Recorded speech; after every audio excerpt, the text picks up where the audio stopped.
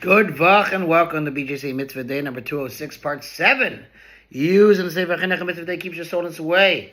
And hopefully we're in the home stretch of the mitzvah, the ervah of one's wife's sister. Here we go.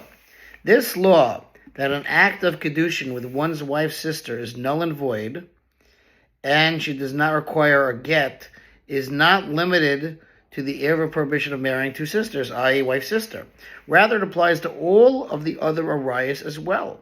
That is, if one marries any of the arayas under a presumption that it is permitted for him to do so, i.e. he was unaware that the woman is his prohibited relative, and then discovers that they are in fact arayas, the law is that they do not require a get from him in order to marry another man. For the reason that we stated, namely, that kedushin with arayas does not take effect at all. So again, Reuven is married to Sarah. Now, Reuven is allowed, according to Torah law, to have two wives. Unbeknownst to him, Rivka is Sarah's sister. He goes ahead and says, Rivka, will you marry me? She says, yes. Finds out that's a sister, null and void. It's not a marriage. Rivka can go ahead and marry anybody else. She does not need a get.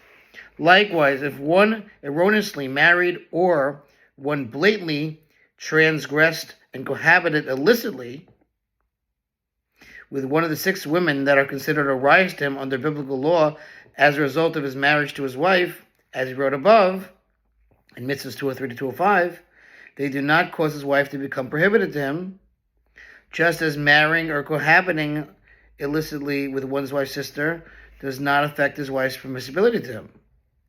Rather, these ervah relatives are free to go without a get because any act of kedushin with an ervah is null and void, and his wife remains permitted to him, as we have stated with regard to one's wife's sister. There is, however, one instance in which a person who performs kedushin with an ervah must give her a get, and his wife then becomes prohibited to him.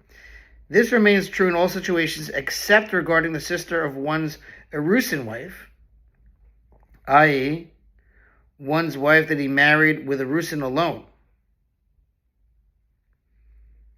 where the sages were stringent and they prohibited even the first sister, his erusin wife, whom he married legally as a result of his marriage to the second sister, whom he married illegally. For the sages of blessed memory stated in Yevamos that if a person performed erusin with a woman, meaning that he performed only kedushin but not nesuin with her, the first stage of marriage we talked about, and then married her sister, meaning that he went through the motions of a marriage ceremony with her, they're both prohibited to him, and they both require a get before marrying anyone else. The Chinuch explains this law. If one should ask, why did the sages say this?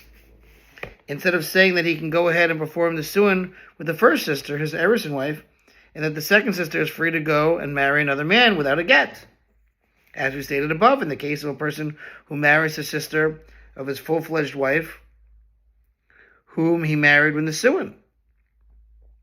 After all, here too the kedushin to the first sister took effect, and the kedushin to the second sister, who was an ervah, is null and void. The answer is that they said this because the sages were concerned that perhaps people will say that since he had performed only kedushin with the first sister, but had not fully married her with nesuin before he went ahead and married her sister, it must be that he had made those kedushin with the first sister contingent upon some stipulation that ultimately went unfulfilled, thereby nullifying the kedushin, and that is why he married the second sister. And people will thus say that he legally married the second sister. Therefore, on account of this concern, the sages required that the second sister receive a get from him. And once they required the latter sister to receive a get, because of this concern that we just mentioned, they had to also prohibit the first one, his erusin wife, so that people should not say that he married the sister of his divorced wife. Wow. Okay. And that is the end of Mitzvah 206. Thanks for listening to the sponsor, Future Mitzvah 36. 100 for the gold. Have a great day.